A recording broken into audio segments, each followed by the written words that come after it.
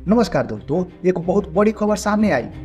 भारत जो कुछ समय पहले दुनिया की फोर्थ लार्जेस्ट इकोनॉमी बन चुका था, अब सीधा 6th पोजीशन पर गिर गया। हाँ, आपने सही सुना। लेकिन असली सवाल ये है, क्या भारत की अर्थव्यवस्था सच में कमजोर हो रही है या कहानी कुछ और है? आज हम इस पूरे सच को बहुत साफ और आसान तरीके से समझेंगे। सबसे पहले एक चीज क्लियर कर लो, भारत की इकोनॉमी एक्चुअली ग्रो कर रही है।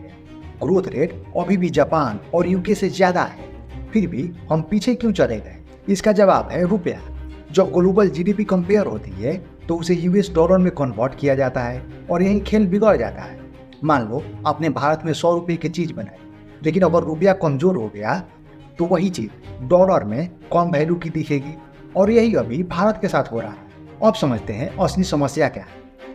पहला, करेंट अकाउंट डिफिसिट। हम जितना एक्सपोर्ट करते हैं उससे ज़्यादा इंपोर्ट करते हैं, मतलब हम ज़्यादा खरीद रहे हैं और कम बेच रहे हैं। इससे क्या होता है, डॉलर की डिमांड बढ़ती है और रुपया गिरता है। दूसरा, महंगा तेल। भारत अपनी ज़रूरत का ज़्यादातर तेल इंपोर्ट करता है। जब तेल महंगा होता है, ज़्यादा डॉलर देना पड़ता है, रुपया और गिरता है। तीसरा, middle east crisis. Middle east में टेंशन्स बढ़ रहे हैं, इसका सीधा असर भारत पर पड़ता है।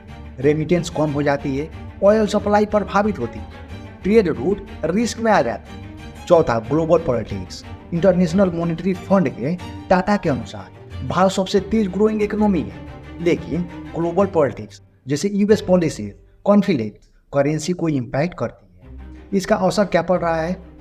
पहला, जीडीपी रैंकिंग गिर गई, 4th से 5th, 5th से 6th। दूसरा, स्टॉक मार्केट करेक्शन, निफ्टी और मार्केट्स में गिरावट, इन्वेस्टर्स कॉशियस हो गए हैं। तीसरा, इन्वेस्टर सेंटिमेंट्स।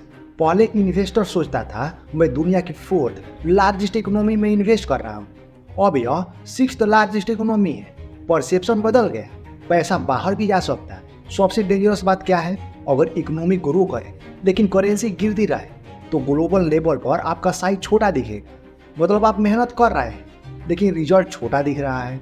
तो क्या करना होगा? पहला, इंपोर्ट कम करने, खासकर तेल पर डिपेंडेंसी। दूसरा, एक्सपोर्ट बढ़ाने होंगे, ज़्यादा कमाओ तो अभी बैलेंस हो।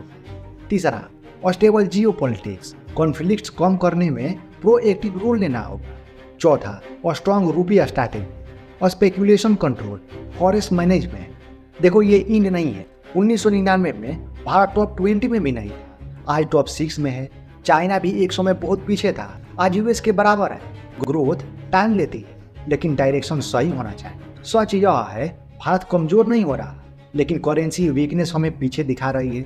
और अगर हमने अभी स्ट्रॉन्ग डिसीजन नहीं ली तो ग्रोथ का पूरा फायदा नहीं मिलेगा। लेकिन अगर सही कदम उठाए तो 2027 और 28 तक भारत फिर से यूके, जापान को पीछे छोड़ सकता है और दुनिया की 3rd लार्जेस्ट इकोनॉमी बन सकता है।